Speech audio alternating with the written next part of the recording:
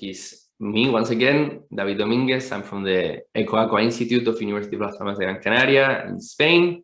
I'm a postdoc here, and I've been working on the PerformFISH project since the very beginning, since 2017. I did part of my PhD actually. I did it on the PerformFISH, specifically on the mineral trials. So I'll be presenting recommended dietary levels of minerals for gillhead sea bream. So gillhead sea bream, Sparus aurata, is one of the most produced fish species in the EU. Actually, it's the third most produced species in the EU, where it is mainly produced in the Mediterranean countries, being Turkey and Greece the main producers. The last couple of decades, we've seen this trend in the worldwide aquaculture to shift the ingredient sources of the feed from predominantly marine ingredients, specifically fish meal and fish oil, to more alternative ingredients, which were usually plant ingredients. We've seen this in the Norwegian salmon industry since the 90s, and we've also seen this in gillhead sea bream industry. Here I'm introducing two different projects. As you can see, Araina was, you could almost talk as the prelude to the PerformFISH. This was an EU-funded project that finished, I think it was in 2016, and in which I also participated. And we were trying to reduce and to force the formulation to contain lower levels of fish meal and fish oil. And with the results from Araina, we designed some of the trials here in the PerformFISH project. And as you can see, the percentage of marine ingredients has been even lower in PerformFISH. However, this change from marine to plant ingredients may alter the mineral profile of the feeds. Take, for example, these two common ingredients used in marine finfish diets, fish meal and soy. As you can see, certain minerals are present in higher proportions in marine ingredients, like selenium and zinc, while others are higher in plant ingredients, like copper and manganese. So to this, we must also add another handicap, such as the presence of anti-nutritional factors and mineral chelators that are reducing the viability of these minerals. And we also have, we can have batch variation for different ingredients of plant origins, for example, selenium.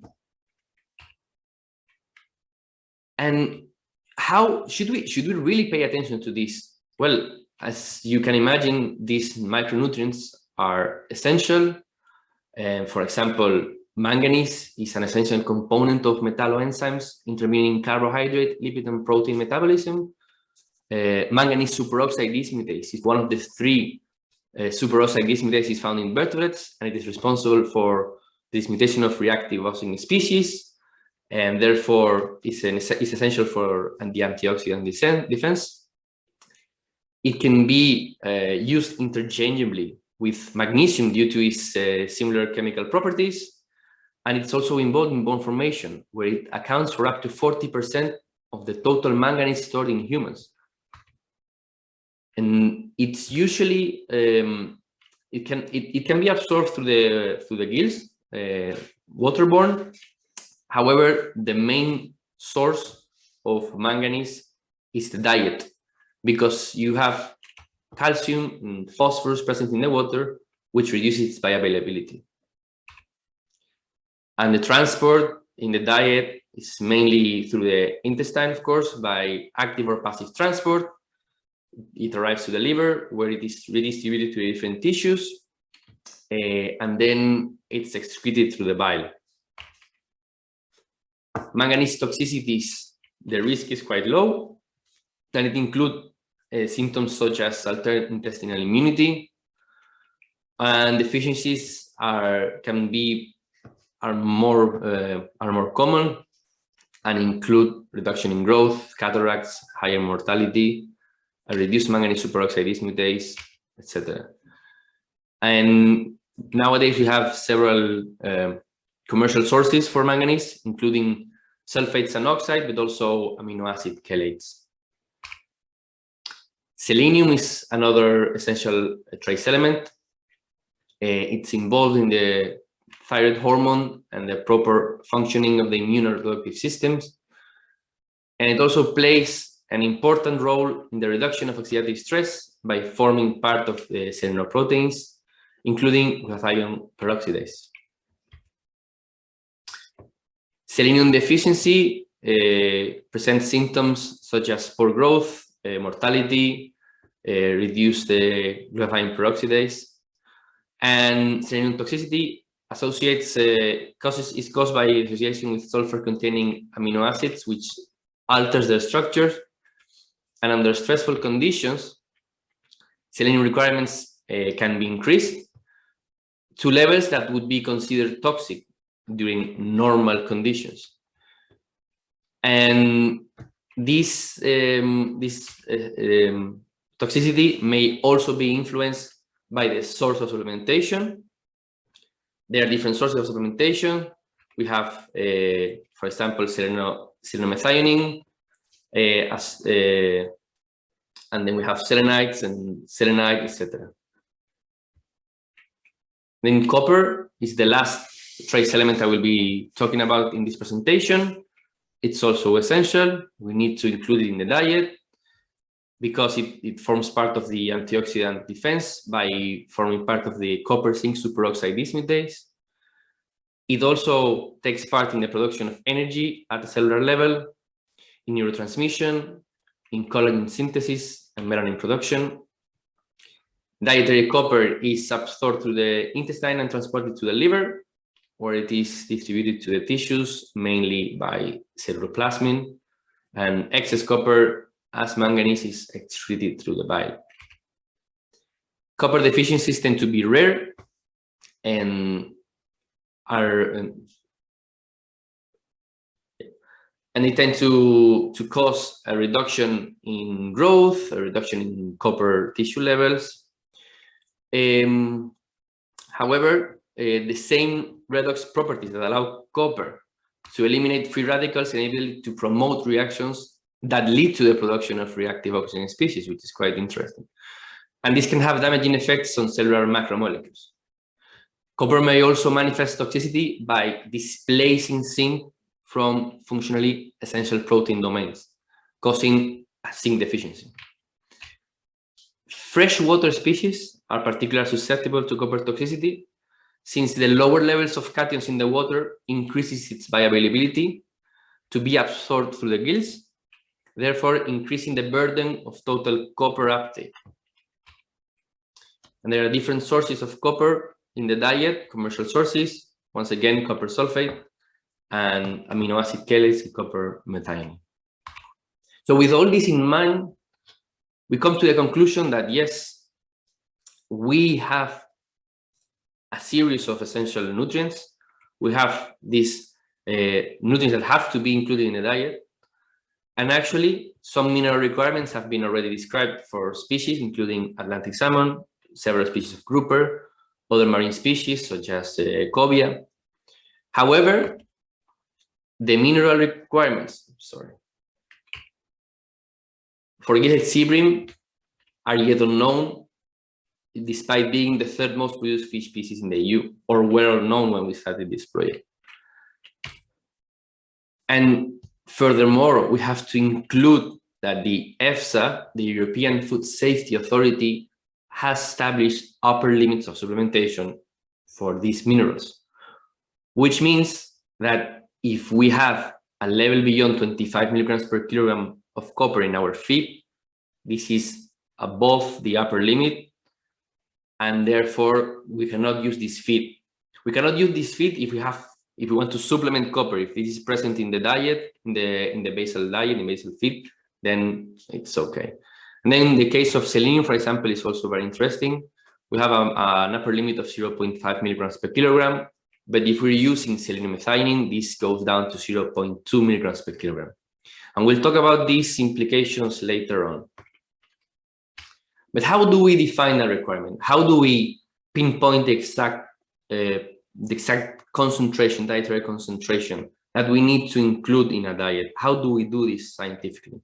Well, traditional requirements experiments altered a single parameter, in this case, one of these minerals, and evaluated the effects of that parameter on fish. So this was an independent variable, and we can use different criteria, for example, growth, gene expression, tissue deposition, retention of the mineral, etc.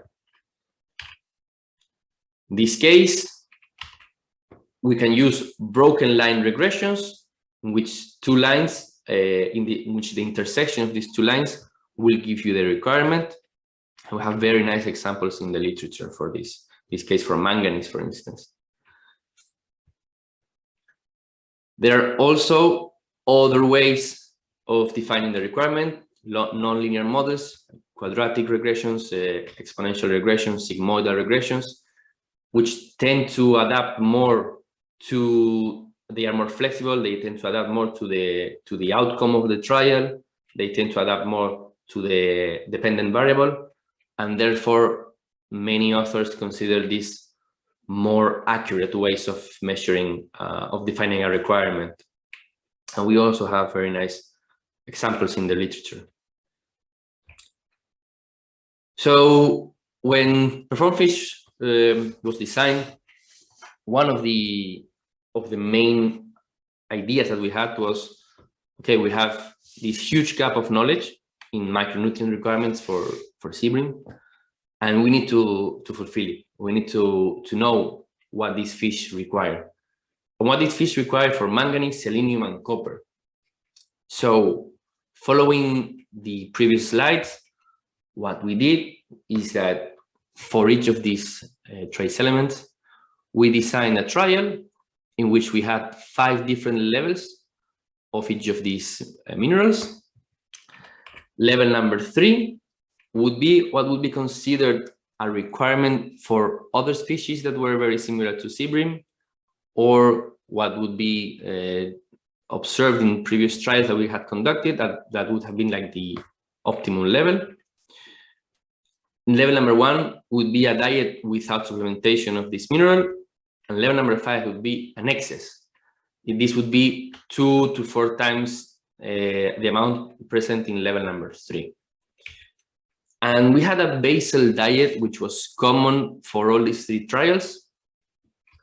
And as you can see, these had low levels of fish meal and fish oil to emulate the trend of the industry.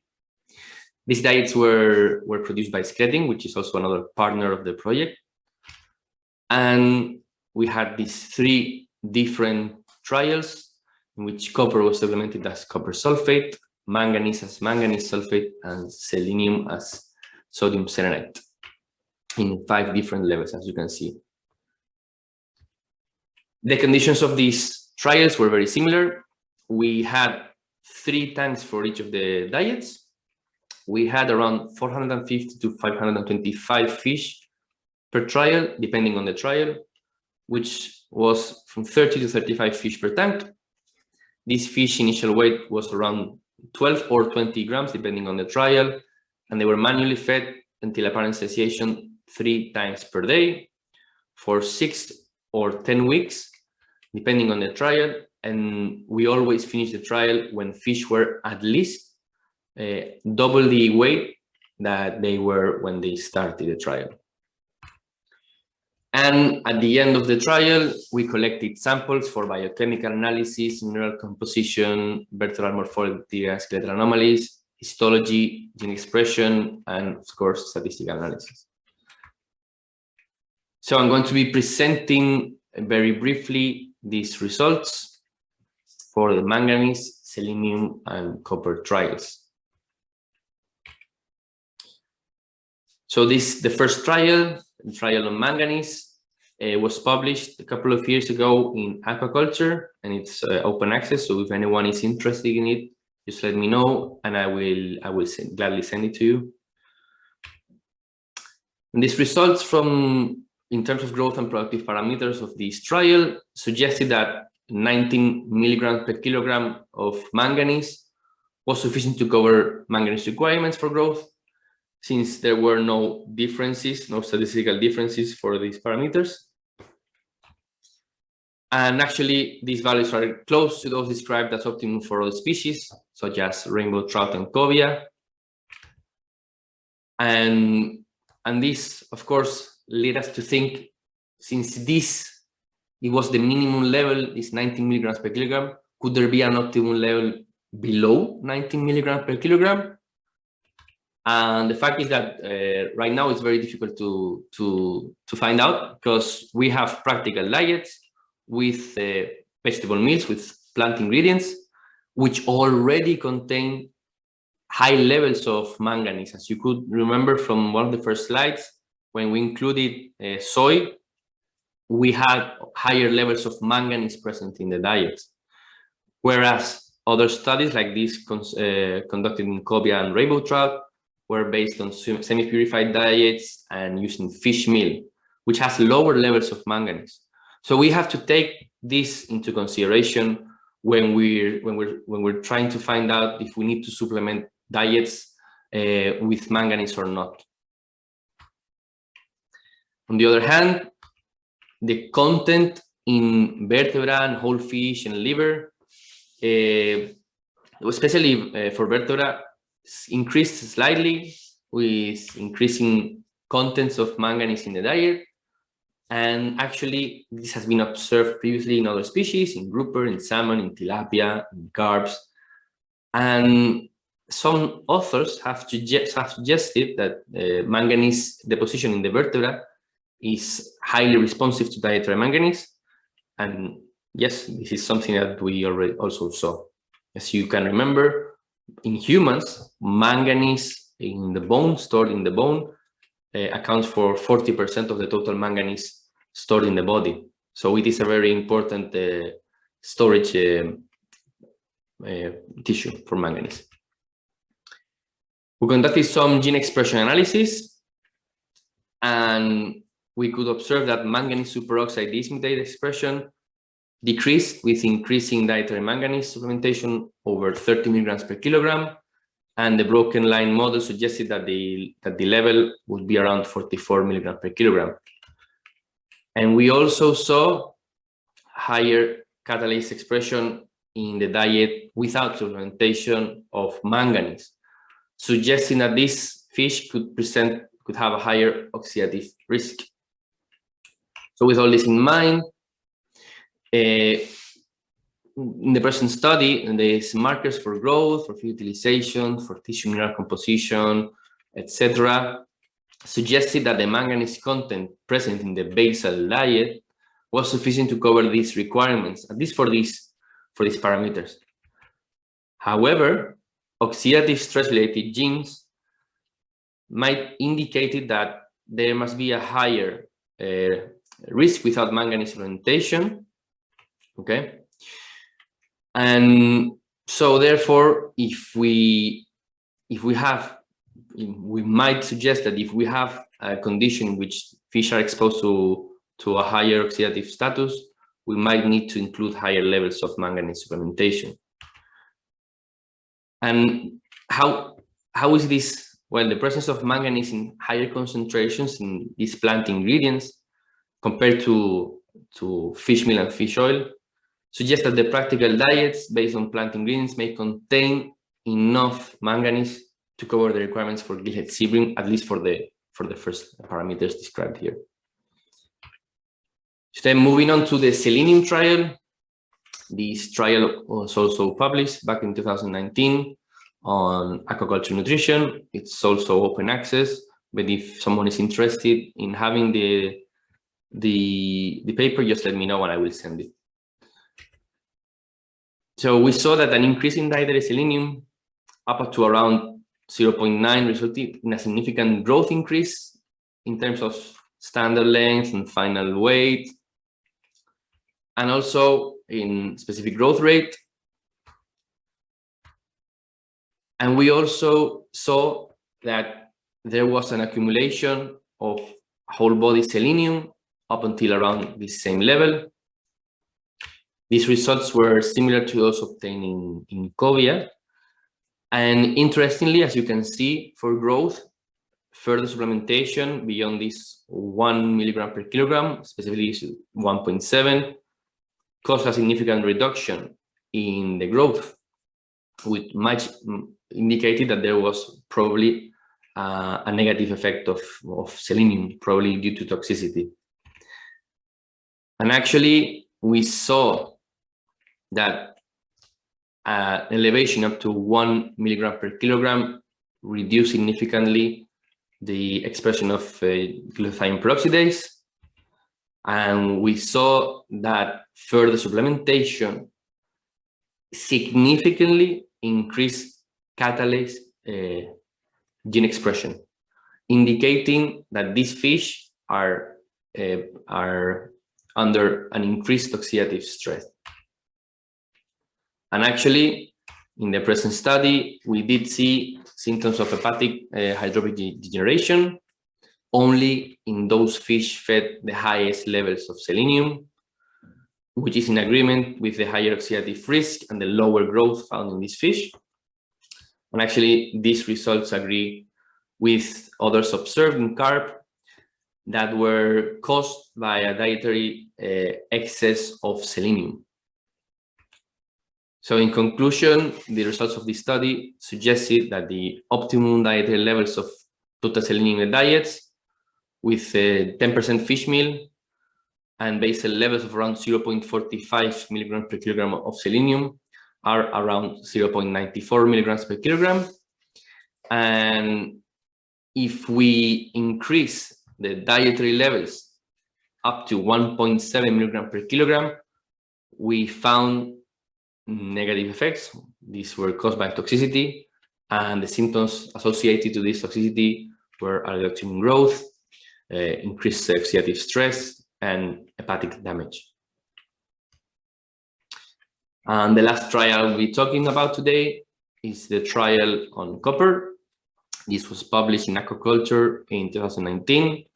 And once again, if anyone is interested in this paper, just let me know and I will send it to him. So what we observed in this trial was that supplementation of copper from 5.5 milligrams per kilogram present in the basal diet all the way up to 9.3 milligrams per kilogram did not improve growth. However, further levels of copper beyond this 9.3 milligrams per kilogram caused a significant reduction in growth. And we actually saw that increasing copper to the highest level, 32 milligrams per kilogram, increased T-bar values, which is one of the most commonly used indicators of tissue peroxidation. And in this study, we saw that increasing the dietary copper, specifically up to the highest levels, caused different symptoms of hepatic damage, so damage in the liver, leading to symptoms such as steatosis, broken cell margin, cholestasis.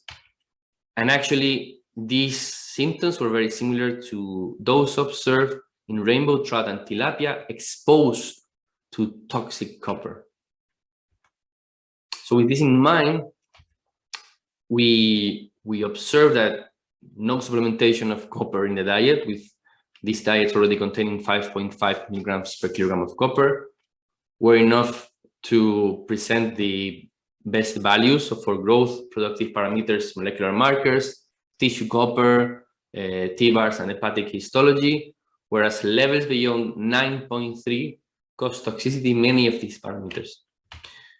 And this led us to think that there is a safe margin for copper supplementation from 5.5 to 9.3 milligrams per kilogram. Remember that this 5.5 is a diet without copper supplementation. So this is the copper naturally present in the ingredients used. And if we include levels of copper beyond 9.3, we already see signs of toxicity. And if you remember, copper supplementation in the diets can be included up to more than 20 milligrams per kilogram in the diet, according to EFSA. But we already observed toxicity beyond 9.3, which is less than half the maximum upper limit. So this is something that that should be considered in SEABREAM. So we designed this very short summary for these 3 trials, and this summary has been published in a journal called Feed International. And this summary basically presents in yellow the levels of the different minerals that were tested in the 3 trials, in the PerformFISH trials. These levels in orange would be what were considered Atlantic salmon requirements. In gray, we had the results that we obtained when we conducted the trials with the RAINA trial, the RAINA project. In this trial, we had different, up to I think 20 nutrients being changed in the same time in a premix. So we couldn't pinpoint exactly what was the optimum level, but we managed to get an approximate level by the use of specific biomarkers. And this publication has also it's also open access. So if you want it, you can access it. And this would be what you would call the optimum levels described in this PerformFISH trial. So as you can see, they are lower than for the Araina and for the Atlantic salmon. And these arrows in red would be the toxic levels that we observe, okay? So we must be very, very careful when supplementing selenium, because as you can see, the levels between optimum and toxic are the margin is very short. And with copper, the margin is even lower. So with this in mind, this is what I had to say about minerals. I think I'm a bit ahead of schedule, but if someone has questions, just let me know, please. Okay. Thank you, David. I think we don't have any question by now. If you have any question, please do not forget to ask in the Q&A box, since you are not allowed to open your microphone. So if you have any question, you can write in this box now, or if not, we can move to the next presentation, also by David Dominguez.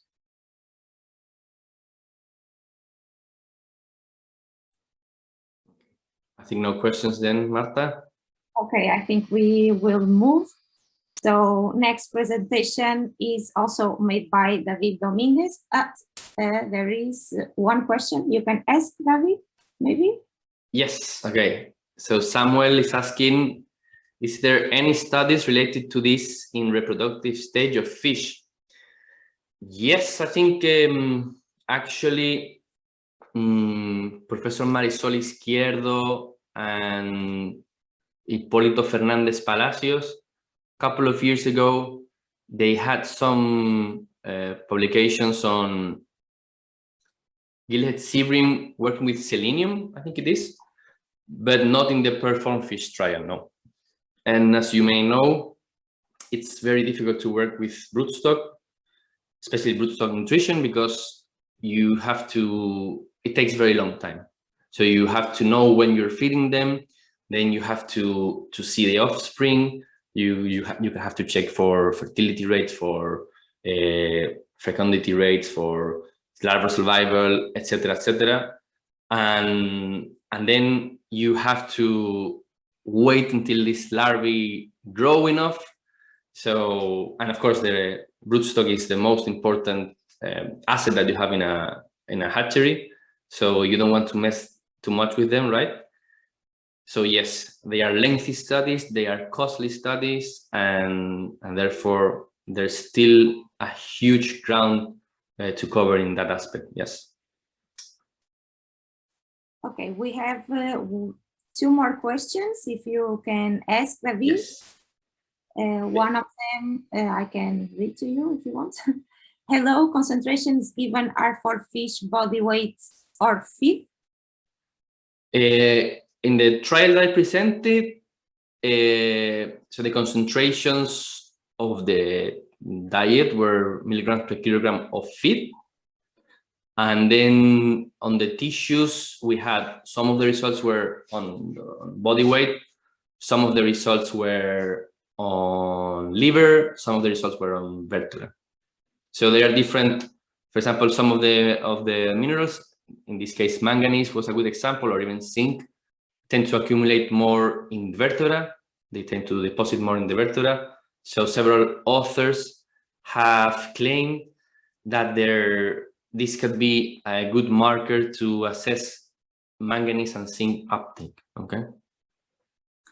Okay, so the last question from Vasilis Karalassos. Do you have any information on the interactions between these minerals? How would the dietary level of one affect the optimal level of the other? Yes, Vasilis always has very good questions. For those of you who don't know, Vasilis is he's researcher in Biomar, and we work together in the Araina project. And actually, we did some very nice studies on sources for different minerals, zinc, manganese, selenium, and we did see that different sources are the bioavailability of these different sources for the different minerals is completely different.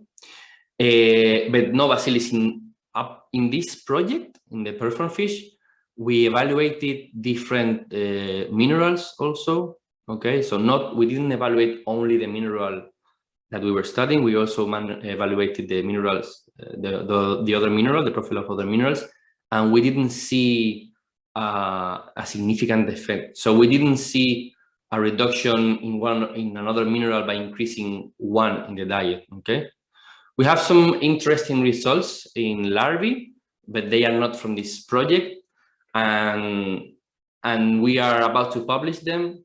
So I hope you can wait a bit for that. I will send you the paper, of course. Okay, so we will move to the next presentation. David, you have a couple of questions more in the box. Maybe you can answer and write your answer right there. So yes. Now we will move to the next presentation, also made by David Dominguez, regarding the recommended dietary levels of vitamins, in this case for SEABREAM. So, okay, thank you, Marta. I think I can I have the last question. I think I can reply really quickly, if you don't mind, Marta, by Arefin Rahman. And the question is there any difference between marine and freshwater fish species in the requirement of minerals? Yes, there is.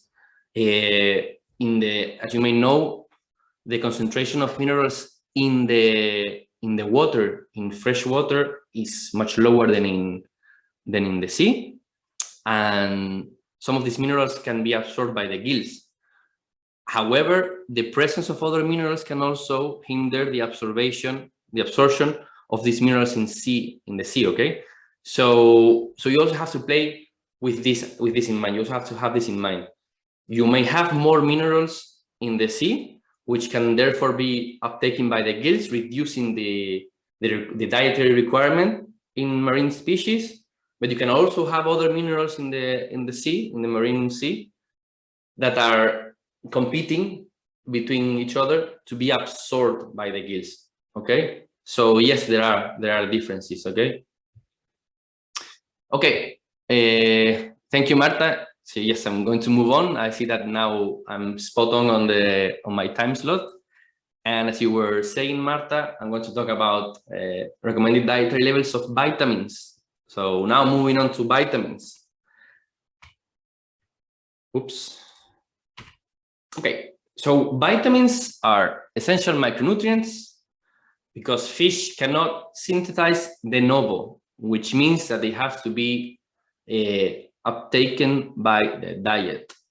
Some people might argue, but there's, your gut microbiota can produce a certain amount of vitamin K and of vitamin B12, for instance. Yes, but that's the gut microbiota.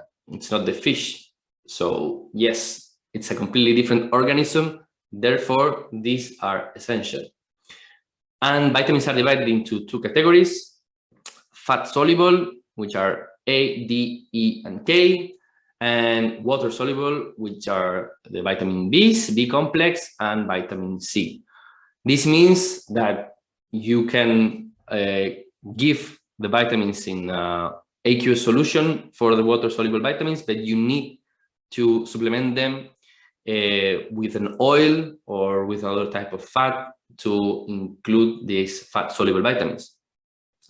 Okay, and the storage of these two different types of vitamins is completely different. Fat-soluble vitamins are stored in fatty tissues, for example, liver and adipose tissue, but also even in the eggs, for example. And water-soluble vitamins are not stored, except vitamin B9, which can be stored in the liver for a couple of months, and vitamin B12, which can be stored for some years, at least in humans. This has been confirmed. What are the what's the chances of having a deficiency, a hypovitaminosis? Well, of fat-soluble vitamins, since they are stored, it is less common, but water-soluble vitamins deficiencies are more common. Therefore, what are the chances of having an excess or hypervitaminosis for fat-soluble vitamins? Since they are stored, it is more likely. They are not excreted in the urine, so they can be stored for longer periods, and therefore you can have a hypervitaminosis. For water-soluble vitamin, they are excreted in the urine all the time, constantly, so it is less common to find an excess. Transport, they usually require a transporter for fat-soluble vitamins and are usually free of transporters for water-soluble vitamins. And the intake would be, at least in humans, they would be required to be intake weekly, 2 to 3 times per week for fat-soluble vitamins, but you need a constant intake of water-soluble vitamins because they are excreted constantly. So vitamin A, we have different sources of vitamin A. I'm going to refer as vitamin A. I'm not going to refer as retinals or the retinoic. But something interesting to say is that we have provitamins, which are basically carotenes, alpha, beta, gamma, which can then be transformed into vitamin A. Okay, and actually this vitamin A or these provitamins are absorbed through the gut from the diet. They move into the enterocyte. They are transformed and moved by the lymph into the liver, which then either transforms them or stores them or moves them into the circulation to the different tissues. And this vitamin is directly involved in several functions, including skeletogenesis, regulating cartilage development, by controlling their function, maturation, proliferation, and it's also essential for vision. And one of the first, in humans, one of the first symptoms of deficiency of vitamin A was night blindness. This was described already in the ancient Egypt, and the treatment was to feed people liver because liver has high levels of vitamin A, and it's also involved in cell differentiation and reproduction. Now, moving on to vitamin D, we have several provitamins for vitamin D. We find ergosterol in plants. Ergosterol requires UVB light from the sun to be transformed into vitamin D2.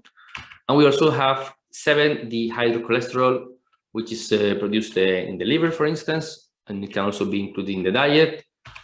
And it follows a similar pattern, requiring from this sunlight, from this UVB, to be transformed into the active form cholecalciferol, vitamin D3.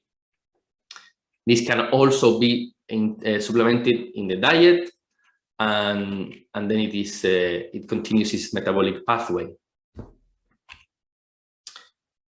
So how does vitamin D work? Well, Vitamin D is tightly associated to calcium and phosphate and nutrition and movement in the body.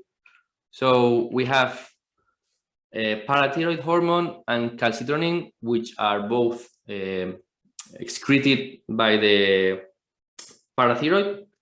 I don't know if I said that correctly. And this control, they regulate total calcium and phosphate in the body.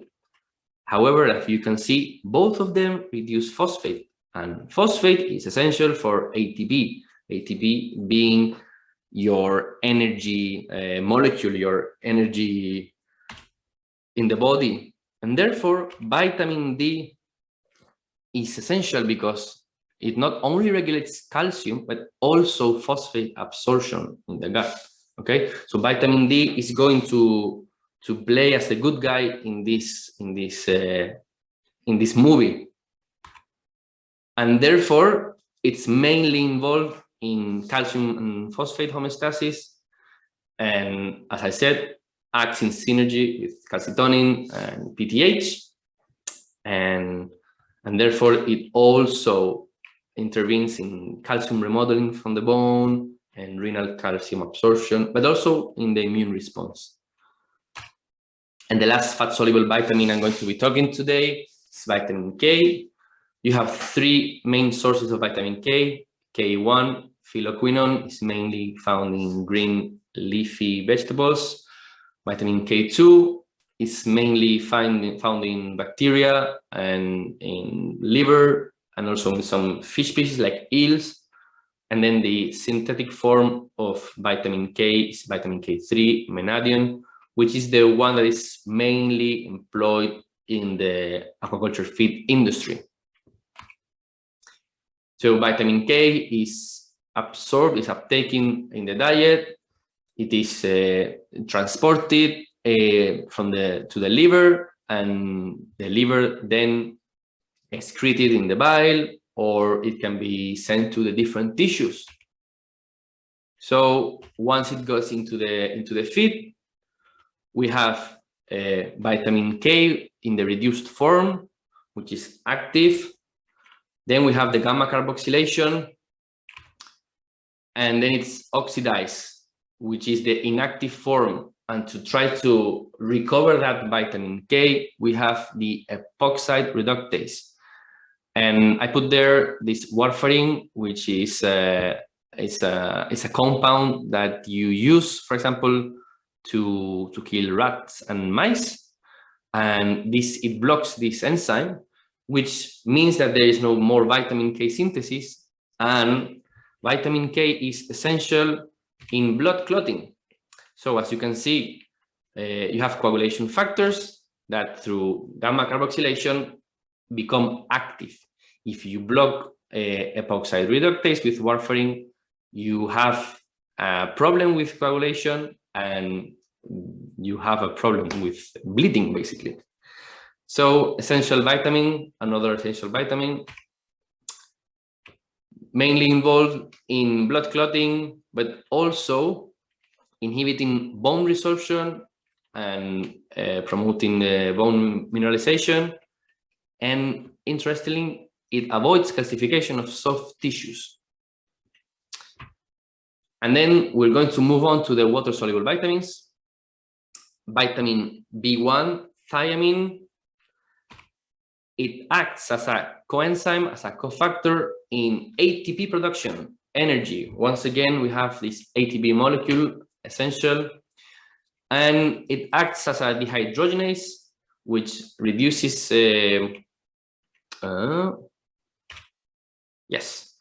basically dehydrogenase, we are adding this CoA, which is essential for example, carbohydrate metabolism. So we have carbohydrate in the diet, we have glycolysis, we can also have this pentose phosphate pathway, and all these enzymes require vitamin B1. Also, when you're going into the Krebs cycle, we have pyruvate dehydrogenase, which requires vitamin B1. In the Krebs cycle, we also have another enzyme that requires B1. if we feed the fish proteins, we might have branch chain proteins, which also requires vitamin B1. And if we have lipids can have free fatty acids or ketones, and this produce succinyl-CoA and then acetyl-CoA. And of course, once again, this enzyme requires vitamin B1. I'm seeing some people raising their hands, but can we? I will answer the questions at the end of the presentation. Okay. Okay. So next to vitamins, folate, B9, cobalamin, B12. We can have B9 in the diet coming from green leafy vegetables, or also meat, liver, or fish. The folic acid is transformed into tetrahydrofolate, which is the active form of B9. It's essential for DNA synthesis, for instance, and it also acts in synergy with vitamin B12, cobalamin. And cobalamin can also be included in the diet with fish, meat, liver, and other tissues, and also clams and mussels. And cobalamin is essential for the synthesis of methionine, which is an essential amino acid, because it intervenes in methionine synthase. And also it's essential, both vitamins actually, in the production of succinyl-CoA, which can then produce hemoglobin, essential for the red blood cells, or it can go into the Krebs cycle once again and therefore obtain ATP, which is our energy source. So these three vitamins are essential. They need to be introduced in the diet. And as you could see, they are essential because they intervene in energy metabolism, in the synthesis of amino acid, in the synthesis of DNA and RNA, in the correct functioning of the blood, in hematopoiesis, etc.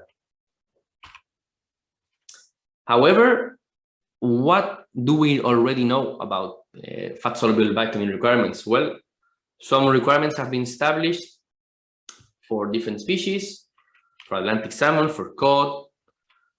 But when we started this trial, there was no information, or well, not no information. There were no requirements established for gillhead Sea Bream. We had some studies that had different, maybe 1 or 2 levels of supplementation of vitamin A. They were very nice studies in which you could see the metabolism of these vitamins, especially on nuclear receptors, but they were not defined as classic requirements because with 3 or 2 levels, it is very difficult to pinpoint a requirement.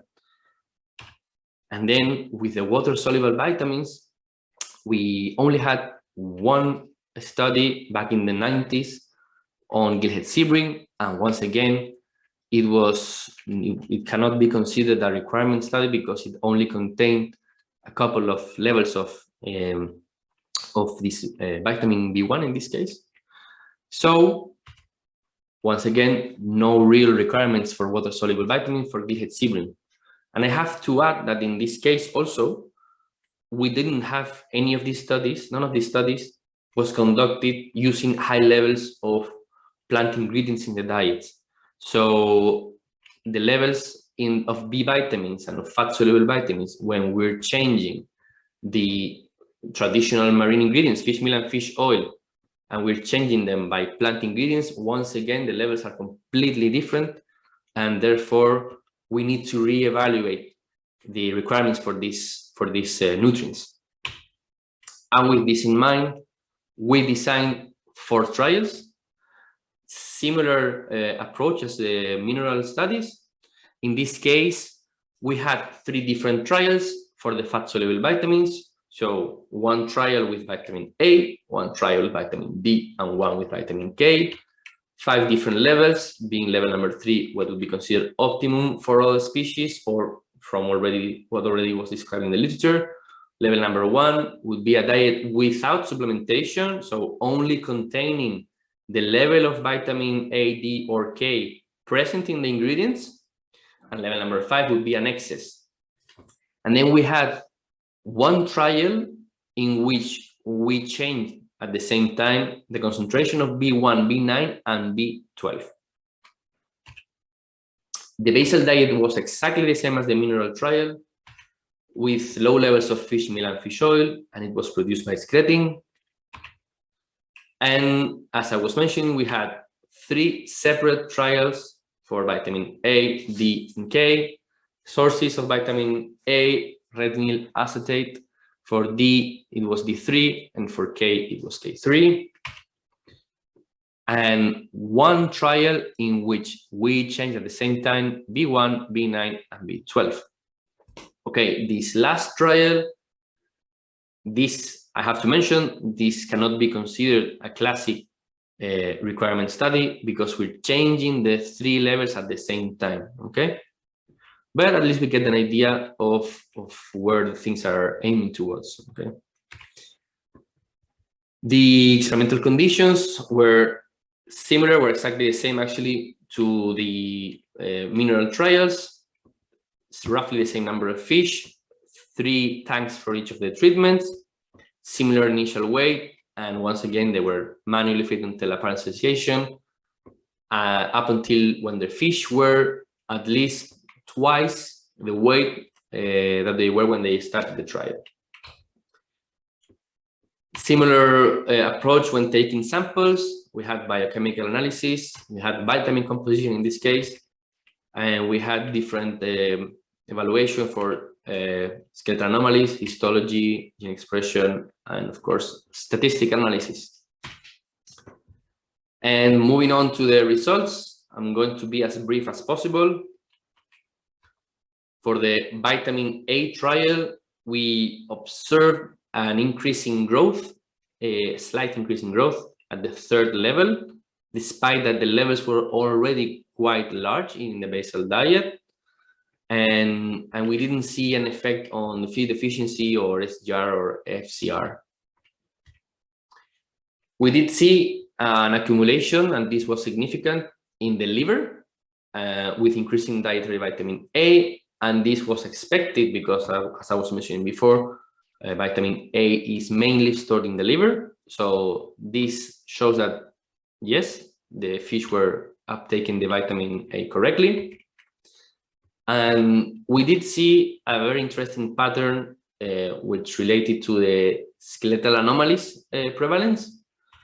And we saw, for example, a lower prehumeral or abdominal lordosis in fish fed the intermediate levels. Now, moving on to the vitamin D trial. This trial was published last year in aquaculture. Once again, it is open access, so anyone has an interest on this paper, just send me an email and I will send the paper. So interestingly, we didn't find any significant differences in growth at the end of the trial, despite the fish had more than double their initial weight. We did see an increase in the vitamin deposition in the liver. Once again, this was expected because vitamin D is deposited in the liver. So once again, this showed that, yes, fish were uptaking the vitamin D and they were absorbing it. But we did see something interesting in the premaxillary or the maxillary, in which the highest levels of vitamin D cause a significant increase, actually, in the prevalence of these anomalies. And at a histological level, we saw higher levels of very interesting output here, which was swollen cardiac muscle. So the higher the level of vitamin D, the higher the prevalence of this observation, and therefore, based on the reduction in skeletal disorders, and there was no differences in growth and the occurrence of this swollen cardiac muscle, we settled on this 11.6 international units per gram of feed that would be optimal for vitamin D. And then moving on to the vitamin K trial, this was published this year in Aquaculture Nutrition, also open access. Also, if you have any interest, just let me know and I will gladly send you the paper. We saw an increase in growth in the 4th level. Oops, sorry. And we didn't see an effect on other performance parameters. We saw an increase in the GRP relative expression, and we pinpointed this level at around 10 milligrams per kilogram of vitamin K. And we saw a reduction of the prevalence of total skeletal anomalies with increasing dietary vitamin K. And actually, at the end of the day, when you compare the growth, the GRP expression, and the reduced prevalence of skeletal disorders, we settled on this 12 milligrams per kilogram of vitamin K as the optimal level for Sea Bream juveniles.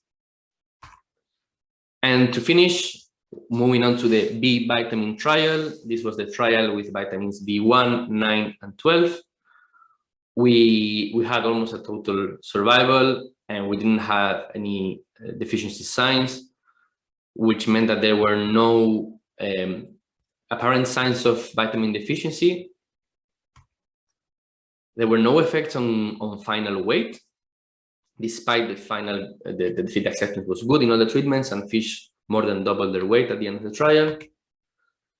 And there were also no significant differences in terms of hepatosomatic index, viscerosomatic index, or liver proximal composition. However, we did see that increasing the levels of dietary vitamin B1 increased the whole body vitamin B1. And actually, when we compared this with the initial sample, we saw that if we didn't supplement vitamin B1, we observed a 51% reduction in the vitamin B1 content when compared to the initial samples.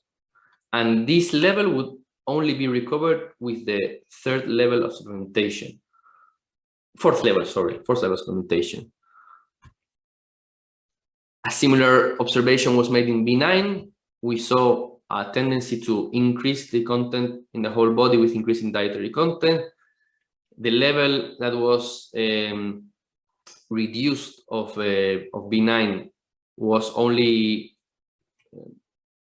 we only recovered it after, not this one, but a bit lower, after we supplemented vitamin B9. And similar result was obtained with vitamin B12, in which we also saw a positive response to the inclusion of vitamin B12 in the diet with the concentration of B12 in the fish. We also saw a slight reduction of B12 without supplementation, and when we included supplementation, we could recover it after a slight supplementation.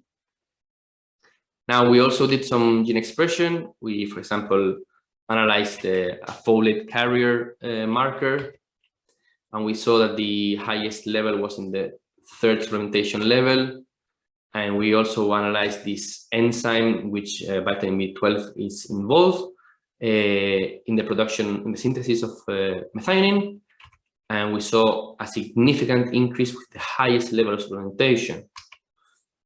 We also conducted blood smears, and we observed a slight reduction of the irregular nuclear erythrocytes with increasing levels of vitamin B9 and B12, which, as you may recall, are the vitamins which are involved in hematopoiesis, in blood synthesis. So with all this in mind, and based on whole fish and the expression of a marker and the reduction of irregular nucleus erythrocytes, we described that the 6.1 milligram per kilogram of vitamin B1, 3.32 of B9, and 0.08 of B12 might be the optimum level of supplementation for these B vitamins. And I would like to finish my presentation with an insight into the future, if we can say so, So future perspective. So both for mineral and vitamin nutrition, what is the future ahead? Well, we know that the population is increasing, and it's increasing rapidly. If we add global warming predictions to this scenario, in which of course we will have probably alterations of the production of the farm productions, of the vegetable production yield in the coming years, we don't find a very nice future ahead of us. It's kind of bleak, and actually we are already seeing this. The prices of the ingredients are changing rapidly every day. We had a very nice discussion with Vasilis in the last conference in Italy, in the International Symposium of Fish Nutrition and Feeding. And yes, so if we also add other things that cannot be included in these predictions, such as wars, like the ongoing war in Ukraine, a pandemic, coronavirus, or even an error in the transport of materials in the Suez Canal, we are, well, the future is a bit bleak, let's say. And therefore, feed producers must be able to have this feed ingredient flexibility. This means that feed producers must be able to use different feed sources in the future to compensate for the increasing prices of certain ingredients. They need to be able to use alternative ingredients that are probably produced locally in case there's an issue with transports, worldwide transport, because nowadays we're a globalized economy, right? And therefore, these feed producers must have this feed ingredient flexibility.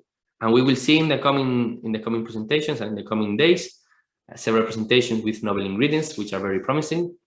But this also has an issue here, that what happens with micronutrients? Well, if we take into consideration that already changing from fish meal and fish oil to plant ingredients, we are already finding differences, then of course this is going to be an issue. And I think we have to address it as academia, and the EU will have to address it as the administration in charge of this. Okay. So thank you very much for your attention. And if you have any questions, I'm glad to reply them. Okay, David, thank you. Yes, we have a few minutes for a couple of questions. I can read to you the first question, for instance. If water-soluble vitamin does not store, then how fish can be a source of these vitamins? I mean, there should be some limit for other water-soluble vitamins. I saw in several literature related to water-soluble vitamins, which indicate the continuous improvement in liver water-soluble vitamin concentration up to certain levels. Can you explain this? Yes. Remember, some of these B vitamins can be stored, B9 and B12 specifically, they can be stored in the liver for several months or several years. So this is one way. Then, of course, depending on the fish, when we're talking about fish containing B vitamins, these B vitamins are either present when the fish is captured in the fisheries or when they are harvested in the farm. So they are already there, okay? And this happens with minerals too. Some minerals are stored easily and some they are not stored. So there is always this amount present in the fish. What I'm talking about storage, in terms of storage, is if we feed a fish a diet without this water-soluble vitamin for some time, it will eventually lose it, okay? But these vitamins are still being used in the tissues. They are being used in the formation of blood. They are being used in the formation of amino acids. So they are there. It's not that they get into the body and they are completely eradicated, they are completely evacuated. They are being used. It's just that since they are being used, they are also being depleted. But this takes time. This takes the body, the metabolism to work through this, and that's why you also have some B vitamins. Okay. Okay, thank you. So next question, also regarding your percentage of skeleton anomalies, are these measured in individual fish or a total population of fish per treatment in the vitamin trial? Okay, so we took a representative sample of the fish in the tanks. Okay, this would always be at least 30% of the fish in the tank. We put them aside. We didn't do anything with them. We froze them. We did X-rays, and then on those 30% of the fish, we evaluated the skeletal anomalies, and the results are in percentage of the population. So from this 30%, we would say, okay, if all of the fish are affected by an anomaly, we would say 100% of the fish have this anomaly. Okay. Okay, so I think we can answer one more question because we are delaying a little bit. So next question, the gene expression slide for folate carrier, the R-square is low and the p-value is high. How about the trend equation? The R-square is low, so the p-value was significant. That's the important aspect, right? The p-value, I think it was 0.05 or below 0.05 for sure. So that basically showed the R-square, as you may know, it indicates the fitness to the curve, but the important parameter here is the p-value. And if it's significant, then you're good to go. And actually, most reviewers would always ask for you to include the p-value. Yes. Okay, so I think you can answer the other questions if you want a bit in the box, and we will move to the next presentation. Can I just include one very tiny comment here, Marta? Yes, of course. Okay, sorry for the other panelists. One very interesting thing that we found out, okay, because in this PerformFISH trial, we made a diet with the recommended levels for the fat-soluble and water-soluble and manganese diet and mineral diet. So we made one diet with all these recommendations, and we fed it to gillhead Sea Bream and SEABASS. And as you can see, the blue one would be a diet with high fish meal and fish oil. The orange one would be the diet with our recommended levels. It would be a commercial diet with higher levels of plant-based ingredients. And then you have a green diet, which is a commercial diet with levels that are not the ones that we recommended. And as you can see, fish grow better with our recommendations.